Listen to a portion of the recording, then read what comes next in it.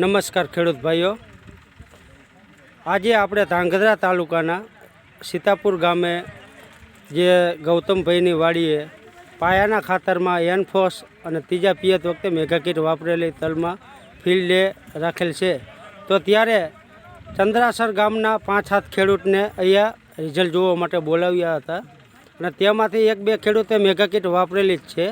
તો આપણે ચંદ્રાસરના ખેડૂત ભાઈઓને પૂછવી કે તમને આમાં આ તલમાં મેગા કીટ અને એનફોસનું રિઝલ્ટ કેવું લાગ્યું?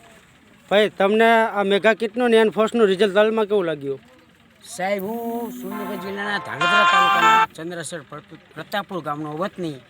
અમે ચંદ્રાસરના જ ખેડૂતો છીએ.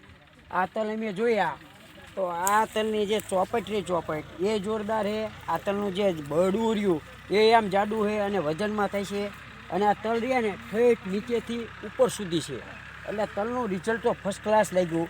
આમાં એનફોસ પહેલાં તમે પાયામાં ગૌતમભાઈએ નાખેલું હતું અને ત્યારબાદ ત્રીજા પાણીએ મેગા કીટ વાપરી હતી. તો મેગા કીટનું ને એનફોસનું રિઝલ્ટની વાત જ ન થાય સાહેબ, આ દેખાય જ છે.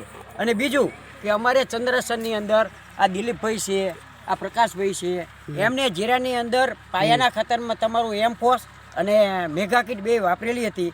એને આ સાલ 7 મણિયું જીરું આવ્યું હતું. 7 વીઘામાં 52 મણ જીરું હતું. એટલે વસ્તુ બહુ સારી છે, વાપરવા માટે સારી છે.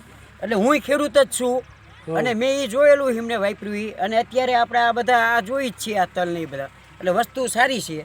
અને આવા તલ આજુબાજુના 5 ગામમાં જોવા મળે? આવા તલ આજુબાજુમાં અહીંયા તો 5 ગામમાં વાત નહીં, પણ અમારા ચંદ્રસરમાં કોઈ નથી પૂછ્યા વાત રહી. તો મેગા કીટનું રિઝલ્ટ 100% બહુ સારું, 100%. એનું કારણ એ સાહેબ, આમાં તમે કીધું એમ 17 તત્વો આવી જાય. સીવીડ, એન્ઝાઇમિન, વિટામિન, સ્પ્રિકર, ઝીંક, બોરોન, કેલ્સાઇટ બધા જ તત્વો આવી જાય.